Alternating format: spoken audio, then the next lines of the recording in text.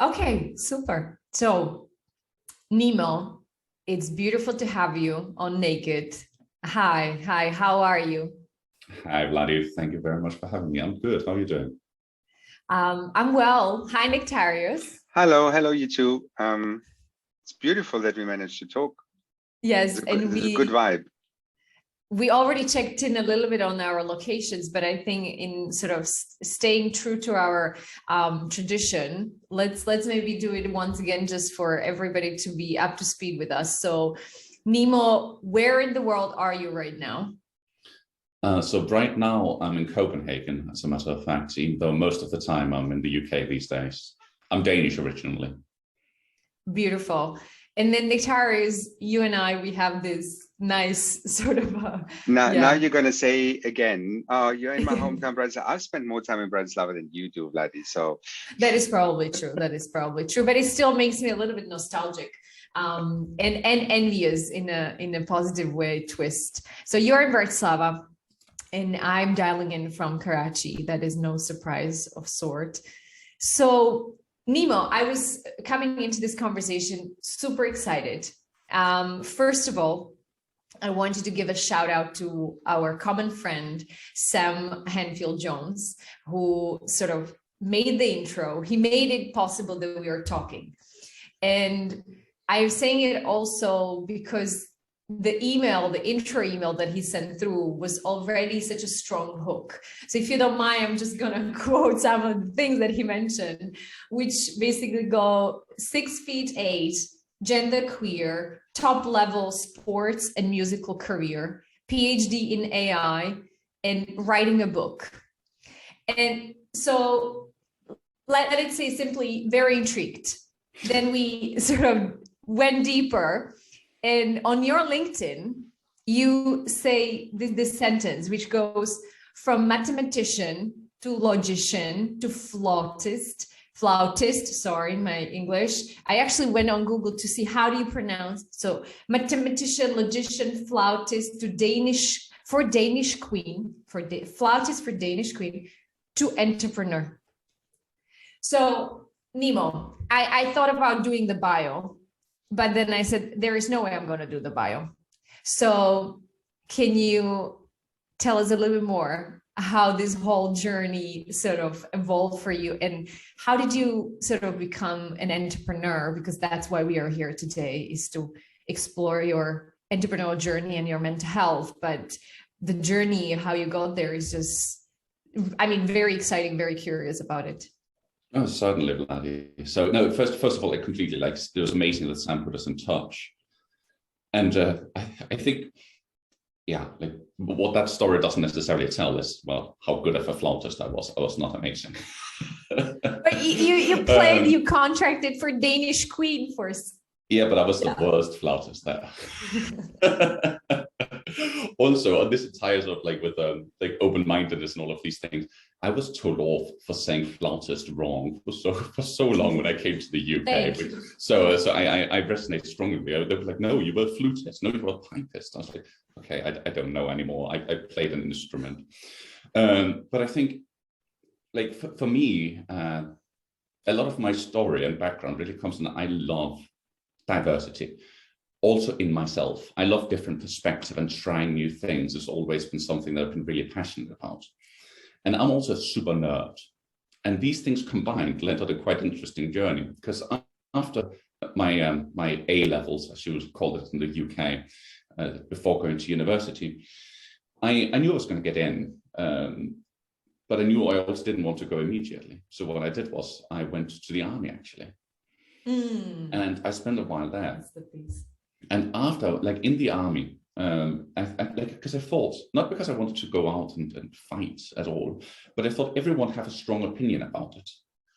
And you will get a really different perspective by spending like half a year to a year in there and learning, seeing how it was, which would inform you a lot more. Like I have the Quran, the Torah, and the Bible standing on my bookshelf, because if you don't inform yourself about something, how can you really have an opinion about it? And personally, the army was sort of an interesting, I think the most meaningful way I could expand my perspective in a short period of time. And after I then learned all of the shooting and cleaning my boots and all of those classical army things, it became time to stand in front of some castles in the middle of winter. And I felt that sounded really cold, because Danish winter is really cold. And I then applied for the musicians unit. And that is how I ended up playing for the Queen as well, because somehow I managed to get through that audition. I still don't entirely know how. Because once again, I thought, I'm not going to learn that much standing in front of some buildings for 4 months, but I could learn an awful lot becoming part of the musicians units. And this is really where an awful lot of the other things eventually stem from, because that joy of learning new things and working with amazing people was then what meant that, also say, like Sam says, I was an athlete, you know, like I would find someone that was amazing at something, say judo, and I would then spend like a long time, get completely obsessed about it. And in fairness, I would have continued that if I hadn't gotten injured and stuff like that, where, yeah, like my very weird story all over the place probably comes from the fact that I love learning and trying new things to get more perspective, to evolve as a human being. And entrepreneurship basically was what seemed natural after I started and finished my academic career to some extent. You will never finish if you've been an academic once, but I knew I was not going to stay in academia because there's a lot of drawbacks from that pursuit. But I also knew that I wanted to do something creative, problem solving, and I wanted to do something new, something challenging. And I must say, entrepreneurship has definitely been the most challenging thing I've ever done. Forget about the army, you know, entrepreneurship, that's a real deal. We'll get to that one. It's just, I'm looking also on Nectarius because he's sort of absorbing your story, I guess, for the first time. I mean, we had the chance to talk. I'm going to come in straight with one of my favorite subjects, Nemo, because you described yourself as somebody who's, you use some labels like a geek or nerd. You said nerd. You went to the army, you learned an instrument, you've done all these things. They all come with identity. They all come with a label. So when you were in the army, did you identify as a soldier? Or was this more, because a little bit, you describe all this as learning, but I'm not so sure how immersive it becomes when you know that it's also has a limited lifespan and then you move on to the next thing that excites you. So how does this work with your identity now as an entrepreneur?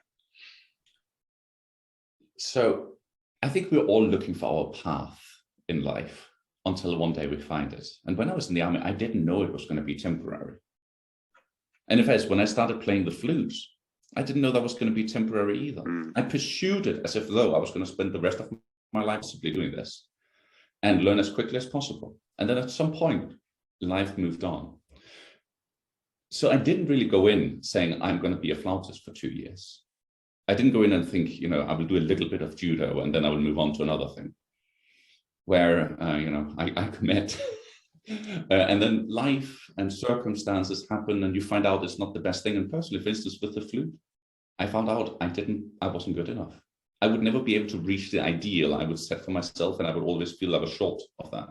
And that's why I moved on from that. To your question, do you identify as a soldier when you were in there? I think most people have imposter syndrome for quite a while. Like, I don't identify as a mathematician, but I've spent 12 years plus doing mathematics. But I know other people who say that's a mathematician. I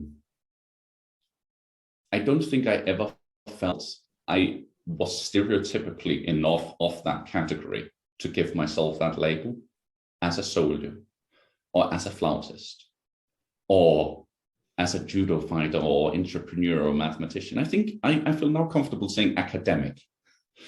But most of the time I have not felt that I would not mislead people if I gave them that label, because I didn't feel I would necessarily be enough of that. And therefore, I might give them more misinformation than information. If I said I am a soldier, but actually I'm probably going to do a PhD in mathematics, you know, like their perception of me, if I gave them that stereotype and that label, would probably give them the wrong impressions. which might actually reflect a little bit on one of your questions before this podcast, if you're all right with me sharing that, which was about my pronouns. Because I am non-binary and go by they, them. And the reason is a little bit similar in that, why do I go by they, them instead of she, her, or he, him? Well, it's because if someone uses he, him, which is what would be natural if you looked at my assigned gender and sex at birth, you would probably share as much misinformation about how people would expect me to act. Because right now we have shared a lot of cool, like sort of cool masculine things with army and all of these things. I've also danced contemporary dance with the Bristol Ballet. You know, the Bristol Opera, apologies. And I've done an awful lot of ballet, which I've loved. I love poetry, which at least in Denmark is considered a little bit feminine. And I have a lot of traits that would definitely not be considered something a man should or ought to do. So if I said he, him, I can feel that I would confuse people as much as if I said I was a soldier. Because I'm not a soldier, nor am I a man. I'm just Nemo. So what does it offer you? Is it a space within which you can actually be more more fluid? Because when I hear you also, and it ties to your question, when I hear us talking about, do you identify, I am a soldier, I am a musician? And I'm thinking, if I say from my perspective, what gives me more freedom is to say, I am building businesses. So I'm doing something. So I'm Vladdy, and then I am doing some activity and stuff. So for instance, that personally gives me more space than to sort of run and operate with the tags within which I feel like I need to elbow and box around, because it's just too binary in a way, too narrow. So what does it give you, Nemo, the they, them as an example? I grew up being it sounds wrong, I was about to say a bad boy, but that has a different meaning in English, and this is my second language. I grew up not being a proper boy, making mistakes of doing things boys were not supposed to do. I liked rope skipping. This is also part of the book you mentioned before. Skipping ropes. If people in the audience have not seen competitive rope skipping, look it up. It is not a particularly necessarily feminine thing. It is intense, it's athletic, and it's amazing. And when I was 13, I qualified for the Danish championships in it, and I loved it. Now, I had passion for something that, because of social stigma and stereotyping, I lost a lot of points on.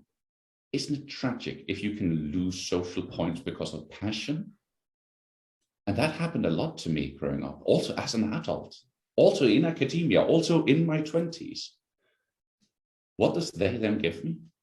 It gives me the ability to wear my flowery, fiery skirts that I love, that swirls amazingly when I dance Lindy Hop, which is a type of jazz swing dance, without people thinking I'm being a quote unquote bad or wrong man or boy. It allows me to show up at a tango thing like a tango event as a follower. Boy, I'm 6'8", as you mentioned, 2 meters and 2 for the European audience. And me showing up as a tango event as a follower, half the community thinks it's one of the most brilliant things they've ever seen. The other half is like, what's going on there? That's just wrong. Well, you only need half the world to love you, actually, if you can just find 8 or 10 people you are really lovely person. But what does it give me? It gives me the ability to do things I love to do without people making less of me for it. Yeah, it's beautiful. I asked the question because when we get to the entrepreneurship bit, we found that a lot of people who start a business get so immersed and absorbed in the business that that clarity that you have, Nemo, is not always there. The line gets blurrier and blurrier, and suddenly you are not doing something, you're building a business, you are the business. And when the business struggles and when the entrepreneurial endeavor gets into choppy waters, it doesn't affect only the professional side of our identity, it goes much deeper. It asks more fundamental questions. So it's really wonderful to hear how you just have a slightly different, not a slightly fundamentally different perspective on that. But we haven't really spoken about your entrepreneurial journey. So maybe we can spend a little bit of time talking more about what is it that you actually do that allows us to use that label of entrepreneur? Certainly. That's a really broad question, but I guess in short, I'm running a tech startup, and the tech startup's purpose is to try and help companies that want to make a difference on their DEI, the diversity, equity, and inclusion, in particularly in making better decisions about hiring. The main idea was really quite simple. I was told by a very senior recruiters that most recruiters in the UK, which is the market he was familiar with, made that decision based on intuitions and CVs. And both of those ideas seemed really, really bad to an academic and non-binary progressive person. It seemed as though you would make really bad decisions and that you just end up finding an awful lot of the same pairs, same people. So I thought to myself, can we take some of the things that we use in academia to look at people, like very objectively, completely unbiasedly, take some of these things and use those instead. Basically run people through some assessments and have some really cool tech do some of the initial analysis so that when you had applicants, the recruiters could form their decisions based on much more objective matters and then go into some of the more qualitative things about drive, about cultural alignment, about whether the person fits the team. But using that as a qualitative later stage, but use sort of a much more rigorous approach for the first stage. Rigorous does not mean time consuming. It just means being clever about it. And that's business that I am in the process of trying to build. And that's interesting and definitely like completely different from anything I did before. As a mathematician, initially I thought I had to prove it. I had to build it, then I had to prove it, and then that was be a business. And completely missed out on sales, marketing, your pitch, your understanding of your audience, buying cycles. I had never heard of a buying cycle before. And that's been super interesting getting to learn. Yeah. I don't know. I'm not sure if that answered your question. No, absolutely, absolutely. But also, I just can't help it because you were talking about the business you're building. The last business I walked away from was with 8 co-founders, of which 5 were Danes. And we were headquartered in Copenhagen and in London. We had at leadership level, at co-founder level, a lot of conversations that were around diversity and inclusion. And I find it really difficult to get through to the other 8 who were all across the blonde spectrum. And I was the most exotic person in the room, being dark with a beard. I was the oldest. I was the only person who identified as gay. So they were all kind of straight, blonde, Nordic people. And they could not understand that the rest of the company didn't see themselves represented in the leadership, and that the hiring decisions we were making were hiring very much more people who looked like my other co-founders. So I just, a small parenthesis that technology would have helped, but the preparedness to even use technology that takes away that bias wasn't there. Yeah, absolutely. And I think there is a truth in that. And someone told me once that the joy of working in a startup is you choose your clients. I think at the moment, everyone are talking about diversity. Some people are doing gestures. Some people are doing amazing things. And some people really want to do amazing things, but don't know what to do. This group is a large group of people. Whether they want to do amazing things for ethical reasons or because it's getting trendy, you know what? I don't actually care as long as they do amazing things. And these are the people we're trying to speak with, because some people are not converted yet, but the conversion is happening quickly because everyone are talking about this. And at least people are realizing, well, I guess we will have to do a little bit of this. But what should they then do? And I don't think I would have the strength to spend my time and trying to convince people that diversity is amazing, because that's bloody hard. And you just have to thank people in the last 100 years of history for fighting that fight so much, and also contemporarily fighting that fight. But right now we're having a lot of people that are coming out there. We have a lot of boards that say we want to do something, allocating budgets, and then they're standing there, what do we do now? And you can only do so much unconscious bias training before you need to do some other things.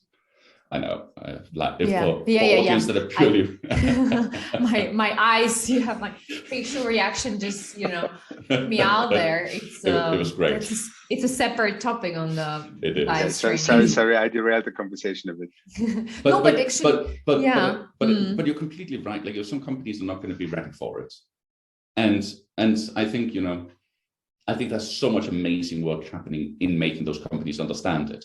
But at the end of the day, if you cannot understand the McKinsey, Deloitte, or Harvard Business School reports that just prove beyond a shadow of a doubt that diversity is better, statistically, very thoroughly, that it makes companies do better. Well, if you don't trust that, you don't trust either science or numbers, and there's very little I can do for you. Some companies are on the edge, and you can nudge them, but you don't want the people that are pushing back, the people that don't understand it. They're just going to fall behind. Yeah, you want the advocates and then the sort of the middle ground to convert, ideally. Like, it's quite funny. Like, we have a tiny little story. When people use our tech, they screen the applicants. A part of the screening is different from normally, and a couple of things happened, because like, two of our main numbers, one of them is that it prevents 29 cases of bias in average for every hire.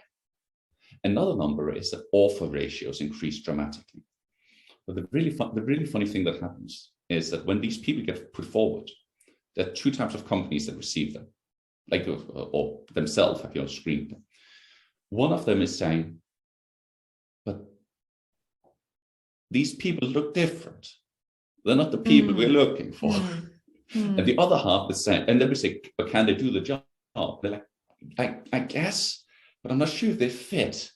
You're like, well, if they could do the job, that's like, the other half is saying, how did you find these people? And it's the second type of response, which is making it amazing to work in this field these days. Where they're just like, we wanted these people, they can do the job, and the diversity. And those are the people I'm sure that you wanted your co-founders to start paying more attention to. Which I hope they did. And so, Nemo, in some way, like, we spend a lot of time with entrepreneurs to also look a little bit deeper into what we call intrinsic motivation for why you do what you do today. And I'm curious, in your story, going through the army and, the academia and music and athletes and all of it there. Now, we sort of having a cause that is around diversity and inclusion, you are part of solving the problem. How do you relate to the relationship with yourself, right? And who you are, what you represent as a role model, I would imagine, for many. Do you tap into that self for what you do today? Like, is there a deep relationship in what you do with who you are? I'm not sure if I entirely understand the question. Would you mind asking it again? No, absolutely. And thank you for doing this. So basically, what I'm curious about is you being a role model for many, if I put it out there, with your identity and you being vocal about being a queer entrepreneur and sort of about the experiences you are having. At the same time, you're trying to solve for the problem of having two homogeneous workplaces and environments, right? So I'm curious about sort of whether the why for you of starting this business was also linked, I guess, with creating more spaces for yourself, for yourself and for the authenticity of each of us to sort of be able to be part of different experiences and workplaces. Like, is there a relationship in that why you have started Sigma? So initially there wasn't, and thank you for that question. It's a very good question. Initially, I actually didn't share my pronouns as part of the business. Initially, I thought to myself, I will trick companies into being better and fairer. I will give them a piece of tech that just proves it's going to make them do better. And it happens to do more diversity. That was my initial thinking. And the numbers we had with the initial work sort of like proved that. The thing was that it was quite functional. It was like, it was an improvement. Like, it didn't really get people that excited, but also I underestimated as a mathematician that that's not enough. A small, a significant improvement to a process is not necessarily enough to sell something. And I remembered something that was really quite impactful for me in my earlier life, which was I worked for a company called revolves. You will not have heard of them. They do circulation pumps, which are the small pumps in every radiator and car. Now, back then they did more than half of all the circulation pumps in the world. Massive company, but no one knows them. They decided to then do a little bit of a stunt. They wanted to prove their pumps and get some publicity. And what they did was they cleaned the Danish harbor. Now, several times a week, I jump in the Danish harbor. Goes through Copenhagen, of a capital. It's clean enough.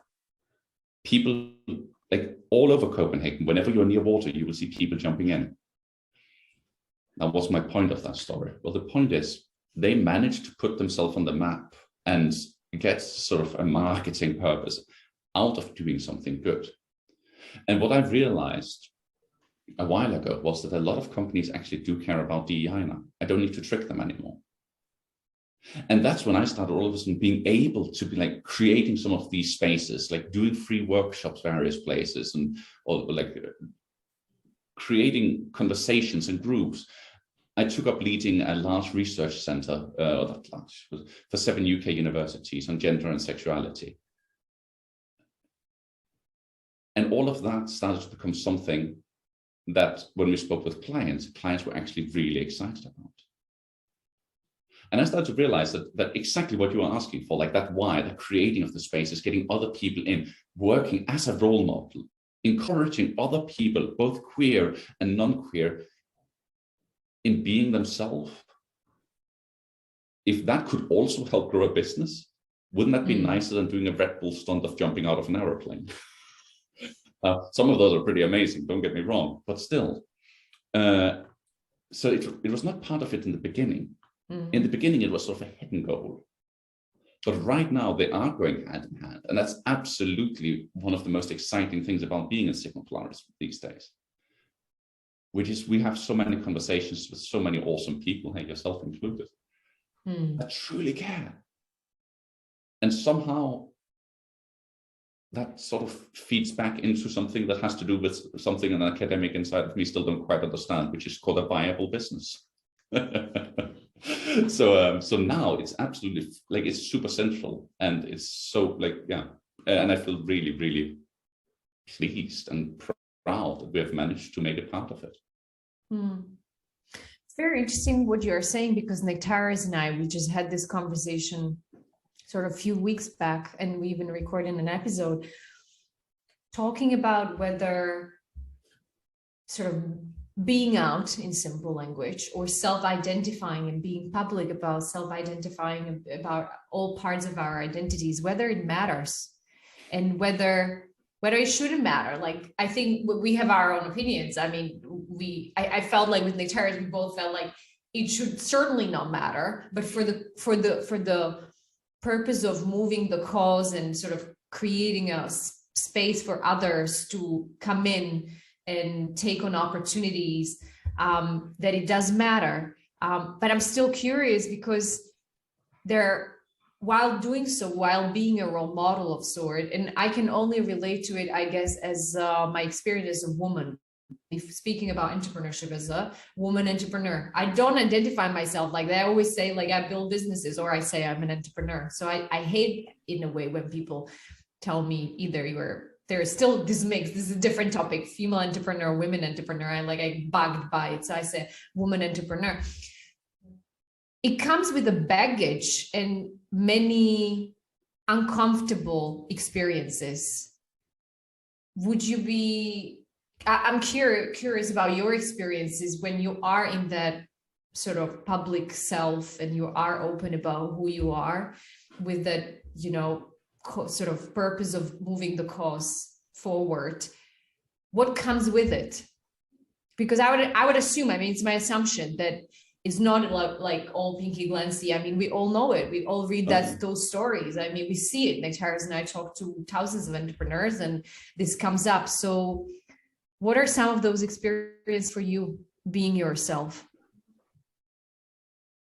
So, sorry for always starting with the story, but I was told many years ago that there's two different ways you can make anything successful: a book, a movie, a business. You can make 8 out of 10 people like what you're doing, or you can make 2 out of 10 people love it. Initially, my goal with Sigma Polaris was to get everyone to use it, because why wouldn't they? Offending no one. Yeah, why not? But that also becomes quite vanilla. And as an entrepreneur, we also know that might not actually even be your best approach. And me coming out publicly has various drawbacks. And it means that it sort of both, but also led to something exciting indirectly, which is right now I have to, but I also prefer that actually. I think it's an approach. Get the 2 out of 10 people to love us. But what people sometimes forget in that narrative is the remaining 8. And that's the remaining 8 that sometimes makes it hard. They're not 8 that are necessarily indifferent. They are 8 that might think what you're doing is completely wrong or strongly disagree with you, that have a serious issue with who you are as a person. I have no issue with people having a problems with my business. But like, I think that you also asked, like Tarius, was sort of like about drawbacks and influences of ourselves and the world and all of this, where like I've spoken with investors, for instance, who have said that they are okay, or even like some of my expressions, say if I'm wearing a lot of makeup on a day or some of my more enjoyable clothing, but that they would prefer that when they introduced their friends, that I was a little more somber. Well, a lot of the audience is immediately going, well, that's not an ally. No, it's not. What do you do then? You have 3 choices here. You can put on your white shirts. I really like that. Like I have 4 suits. I love that part of my expression as well, by the way. But being told you have to put on that. And then you go and meet their friends as well. And you now have your original investor and friend. Or do you say, I don't want your friend, but I'm still happy to take you? But that also causes offense and you also risk it all. Or do you just say no to them all? And that's a really difficult thing where like, when you become an entrepreneur, you become part of the business and the business become part of you. And what do you do? And I think the hardest thing has probably been having to say, like having a lot of the 8s really disliking you. That's okay. Then having a couple there that's sitting there in the middle and saying no to them as well. And you cannot necessarily do it all the time. And you might be in a privileged position that you can say no to them. Maybe you have to say yes sometimes. And this can be really hard because you're starting to make decisions about your own identity and compromises. And that's really difficult. And I think that's where you just have to think, where do I want this business to go? And why am I in this? And we turned, and it was amazing. Like we started being a hidden impact business and became very openly, we are impact, like that is what we're doing. And that made the choice easier. But if I was not an impact business, it would make it much, much harder to say no to a massive client. If no one would ever know, if marketing would never care, and if they came in there and said 500,000, but you need to wear a shirt. So, and then no good answers. I'm sorry to anyone sitting in the audience that's are also encouraging some of these, whether you're a female entrepreneur, a male, non-heterosexual, if you are non-cisgendered, if you have a religious background that's not common, if you have dreadlocks or ethnicity, it's difficult. Yeah. But the exciting thing is, if you lean into it, 2 out of 10 people will love you. That's worth a lot. Not, but also money-wise, but that's worth a lot. You just maybe need to not care as much about the 8 out of 10. Just let it run off you. You're about to say something, Victorious. I know it's so I was trying to translate this a little bit into some of the terminology we use, because ultimately what you describe in here is authenticity. And with that authenticity, from a business perspective, comes credibility. So very often when we pitch to investors and when we go to startup competitions and all that as early stage businesses, the credibility comes with the founders, with the people who run the business, who created the business. And you really want to believe the story of why they're doing this. Because if you don't feel that passion of wanting to change the world a little bit by what they're doing, then you don't really have that credibility with them. So you're putting something out there that means that if your authenticity is compromised because you have to make that call about, I'm wearing that white shirt today and I don't think I should be wearing that white shirt today, if I were to be truly authentic, it ultimately risks of compromising your credibility with the people who have some power. So it creates a very unhealthy dynamic. We don't talk about the power imbalance between investors and investees a lot. Actually, we were kind of preparing a piece on how that works and how it affects the mental health of especially first-time entrepreneurs. So how was it experience for you then when you were in this situation? Or have there been other cases where you felt that it really affected you beyond, oh, this is a bit difficult? So did you actually have struggled with it? And how did these struggles manifest themselves? Well, I think the struggles actually come from me disagreeing with your first statement a little bit, which I hope you will allow me to do. Go for it. I think allies and people in categories that are having disadvantages, baggage, as you called it, Maddie. I think if you're being authentic to that, let's not kid ourselves, you have a disadvantage. If you go into an investor pitch, and like if I go into an investor pitch with someone, like your people will be like, oh, you're just being weird, aren't you? Fall in line, behave a little bit more appropriately. I think when we're telling people you lose, like at least you're being authentic, we're trying to find a silver lining. I think anyone saying that you don't stand an advantage if you show up in a suit, if you're female, is kidding themselves. You're standing an advantage if you're a suit. That doesn't mean you have to do it. It doesn't mean you should do it.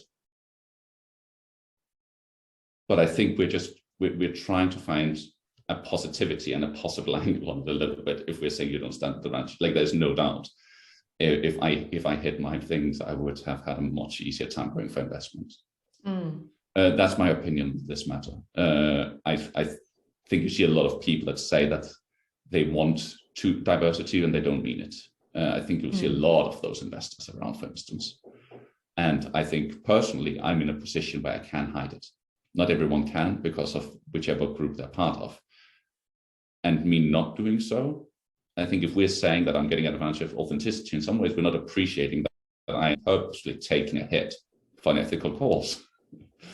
You don't need to share nectarias with anyone that you're gay. And I promise you, it would affect your, and you know that as well, right? So how does it affect you? Well, it affects you because entrepreneurship is hard at the best of times. And if you decide to stay true to your ethos and take a disadvantage, it makes it even harder because you chose to make it harder. And then you're standing there like, should I really do that? And I at least have thought that more than once. And I'm sure everyone else have as well, if they have a little bit of self, like some people might be like your martyrs and just be like, I will never compromise. But the fact that it is a hit, no, it's a little bit like if you decide to run a 10K and you decide to put on like a massive backpack. After 5K, you might think, should I throw this backpack off or should I keep on going? And for some people, they don't have a choice. Some people have a backpack that's visually very obvious, for instance, and don't have a choice. But you know, it's definitely not an advantage to run with a backpack. You know, especially in your case, I'm thinking because you are building a business that is solving a really big problem and has a positive impact for the wider society. I mean, for the diversity of all kinds. And I feel like that dilemma is even bigger because of everything you said. If I'm going to step into my full authenticity, there is a dilemma of compromising self, but what is also the impact for the cause that I committed myself to and why I'm building this business? So the question of me stepping a little bit towards the curtains and stepping into the appropriateness might help me to raise more funding for the bigger cause that I committed myself. That's massive. Like, I mean, that's a really, really big question to face, Nemo. It is. And also, I think we need to also respect the people that determine, I'm going to take that compromise. Also because life is not Dragon's Den in Silicon Valley. Absolutely. This can be a making it or breaking it like life decision. And for some people, it's going to be exactly the right thing to do, to make that compromise. And to those people, I have no ill faith at all. I understand. I'm not sure if I made the best decision, but I know why I made it. I was informed about it. And hey, maybe one day I will sit. I've never actually watched a single episode of Dragon's Den, so I'm trying my best now. But one day I might sit as a dragon and be like, I have no idea whether it'll pay off or not. I will try to make it so. But no one should be told you should do it because you should be authentic. You can compromise, and you might have to. I like where we're going with this conversation, and I actually don't think you disagreed with what I said at the beginning, because I wanted us to talk about the conflict of authenticity versus the right business decision, right? When we had our chat about being gay in the workplace last week, Bloody and I did a little bit of a post on LinkedIn where I shared that in my first job, I was told that I was talented, and if I toned down the gay, I could go very far in the company. So I was explicitly told early on that this was a trade-off. And I didn't realize it was a trade-off. I didn't, somebody told me this in a very, very proper company, you know, where people had career paths and appraisals and progression plans and all that. So it is at conflict, but it's also, I'm more curious to find out how that conflict and this constant decisions about disclosure and about authenticity, compromise, how they affect your well-being, because it is this tension that's there pretty much all the time. It doesn't go away. It doesn't go away because people don't let it go away, because then you've got the next client meeting and the next investor meeting, right? We've decided, just a small aside, how this affects my life in a very different way. My partner is Malaysian. We're flying to Malaysia. The cheapest flights we could get were with Saudi Airlines, where we're traveling as mates. So this is not in the workplace, but we had to make a conscious call that we're compromising. We're being quite cheap. And for that, we don't travel as we normally travel, which is a very kind of couple that doesn't care about what people think. And this is a tiny little detail in somebody's life who's quite privileged, compared to somebody, as you say, doesn't have the luxury to make these calls and has to put on that suit and pretend to be somebody they're not because they need to raise the money, or they need to get somebody to become the client. But what does it mean when you go home at the end of the day and you have that quiet moment and you go, fuck, that was hard?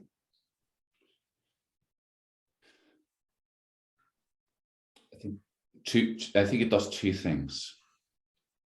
Being very honest, but I think that's also part of that podcast.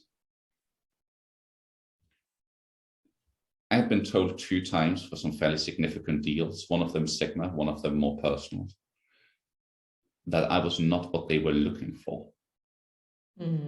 If you're open for diversity, you're not going to find what you're looking for. You're going to find something weird. Not necessarily weird, but if you accept every single option that could happen, well, in that case, if you put too much thought into what you're looking for, well, then you're already pigeonholing the next candidate. Now, you can have various things about, can they do the job? Absolutely, you should. Don't get me wrong. It's super important to see, but not what you're looking for. Doesn't mean can they do the job. Can this add the value? And it's just so bloody hard. And every once in a while, I've done a lot of things in my life. I miss my artist life. I've also been a professional artist, as a professional performance acrobat.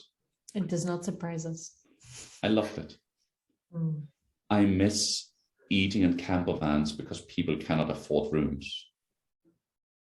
And just knowing that every single new person that enters this camper van is going to be all right with who you are. And everyone has doubts, like days of doubt. I love the impact we can have in Sigma Polaris, but every once in a while, I see some of my friends that on a piece of social media share a photo from a not that exclusive camper van that they're living in because they're starving artists. Some of my friends are really successful artists, but still. And I am thinking, would my life be better if I lived in that camper van? And the truth is, I don't know.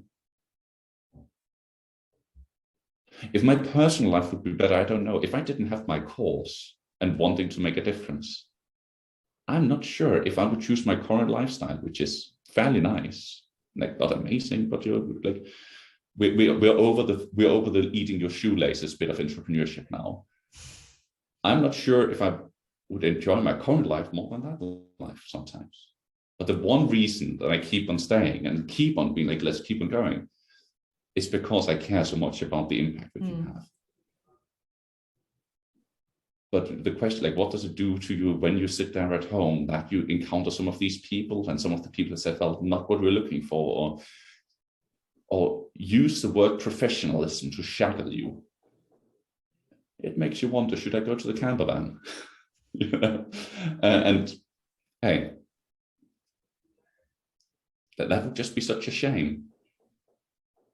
In some ways, I would make a compromise on the mission.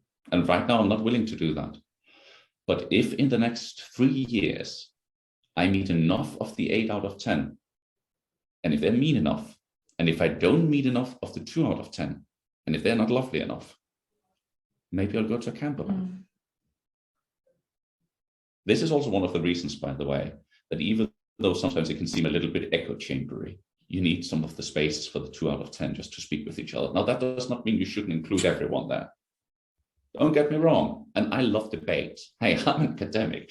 Please try to tear my arguments to pieces, and I will thank you so long as you're being like logical about what you're saying and using actual science or data or case studies or good arguments. Challenge me. But also allow me every once in a while just to have a rant with some friends, because the 2 out of 10s are important, just as the 8 out of 10s. That was very sentimental. Wasn't. But it's true. I consider the camper van, like at least once every half year, I consider the camper van. I think we all have, well, I'm not sure if all, but it reminds me sort of number of conversation where we talked about some sort of escape strategy, escape from, because of all the, how effing hard it is with all what you said, and we all have our individual experiences. But I think on this podcast, we have sort of put enough of evidence that the journey is not easy, you know, building things and have a cause, and then having that escape strategy, at least for instance, so Nadim and I, who is our co-founder and my life partner, once in a while we talk about that, hey, let's go to that island, and you know, we get that bar, and yeah, I'm gonna sort of be a waitress behind the bar, and you know, we'll be surrounded by coconuts and beaches and lovely people, smiles and songs and dogs and horses. The conversation does happen. For you, it's a caravan. For each of us, I guess it just has a different taste and colors. And being more practical, I'm curious though. So you are still within it. You're committed. You're driven. You're still building for the cause, for the change you want to create. So when you are within those moments, what are some of the practical things you do to bring yourself back to be well? Well, I have several tattoos. For anyone with video, you can see one here, and I like them an awful lot. Interesting. I consider getting a tattoo under my foot, which is extremely painful, and unfortunately the ink has a tendency of leaking, so I ended up not doing it. But saying, I choose to tread this path. So is it a reminder that you opt for? Because I think one thing that really helps is I have the caravan option, and I know I could be happy there. Where I think what I do, and I do this with my life partner, is I will go in and say, okay, is it worth it? And thus far, every single time the answer has been yes. So even if it sounds hard, I'm still here. Is it worth it? And what are the options? And then choosing it. People have different things they can do. Some people are just having a moment of doubt, and what they need to is listen to jazz. Listen to jazz. Listen to Ella Fitzgerald. Life gets better. And if I have a moment of sadness, that might be my solution. Armstrong and Fitzgerald every day. But if I'm having a moment of doubt, what helps me is knowing I have options.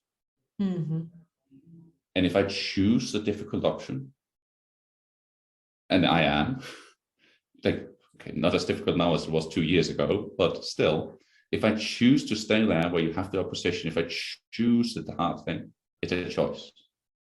And if it's my choice, why am I whining about it? Like, exaggerating a little bit, of course, and it's also completely fine to have a period of just a little bit. But that's, like, for me, it really helps to know I have a choice. And in fairness, this might also be a message to some people. You have a choice. And even if you failed as an entrepreneur, you have developed skill sets that will be extremely appreciated other places. Other startups, maybe, or scale-ups, or companies that are building new, like, you have choices. You will think of yourself as having failed, or if you're struggling, you have choices. That you choose. And if you choose to keep on going, fine, that was your choice. I think one of the hardest things is stopping. And I think an awful lot of people keep on going for too long. And that doesn't mean that they couldn't possibly succeed, but it's bloody difficult. And so many people break. And I would much rather see them bend, take 2 years working in a more stable job, and then go back to it. Sometimes the right answer is to stop. Sometimes the right answer is to compromise. It's not Dragon's Den, and it's not a Silicon Valley sitcom. It's hard. You say some wonderful things, which all draw from, or show clearly that you have a fair amount of self-awareness. I've meditated a lot, yes. So this is important to us, because one of the lessons we've learned over the last 2 years since we started this is that in order to be able to address the things that are challenging in your life, you need to figure out how to look inside and how you develop that.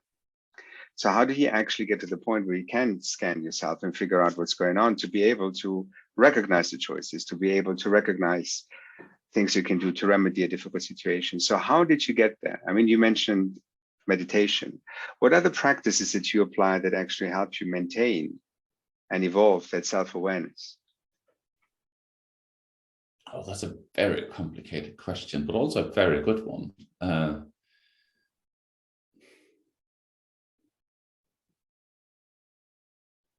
I think maths is underrated. I think considering all of the moving bits in your situation and possible outcomes, that's mathematics. Other people will say that that's music, considering every single chord progression you could choose. Other people would find the same. That I learned a lot of my structural thinking through maths. There's many different ways you can do it. Like literally music is a beautiful example. You might learn the chords and how they fit together. Or if you play the guitar. I think considering every single option you have, considering the reasons, the pros and the cons. I don't do lists, but some people like their pro and con lists, and I know that it helps them an awful lot. I think tasting coffee, meditating, sensing the world and how you feel about it. I think you will find an awful lot of people that love tasting gin or coffee will also have done some meditation, and the other way around, or they will start appreciating it. It's a question of just being mindful and thinking about the world around you, and then think about yourself afterwards. Not that that's an order of importance, but it's much, much easier to perceive the world and then to start to consider yourself and perceive yourself. I know this is almost getting spiritual, and I hope you'll forgive that, but the question of its nature in the way I resonated with it goes in this direction, where like meditation, drinking a cup of coffee and thinking about how that tastes, it just starts making you engage a little bit more with the world. And when you engage more with the world, I think it becomes much easier to consider your own place in it. And if that became a little bit too hippie for some people, deal with it. Exactly. This is the one we are not going to compromise. Yeah, and then go for it. No, I was just going to say it's kind of funny that it was a bit of a flip and throwaway comment at the end, but that's exactly the point. There's different things that work for different people. And we have people who talk about very practical things, people who talk about how faith guides them through it. There's people who talk about very kind of recognizable techniques. And the way you describe what worked for you is your way. And there's nothing hippie about it. And I think it's actually wonderful that there's people who listen to this and go, actually, I never really knew how to do meditation, but if it means starting by taking a moment to smell the coffee before I drink it, is a wonderful entry point into something that sounds very inaccessible to a lot of people who are in the rat race. So I actually thought this was beautiful to give us a tiny little, literally drop of something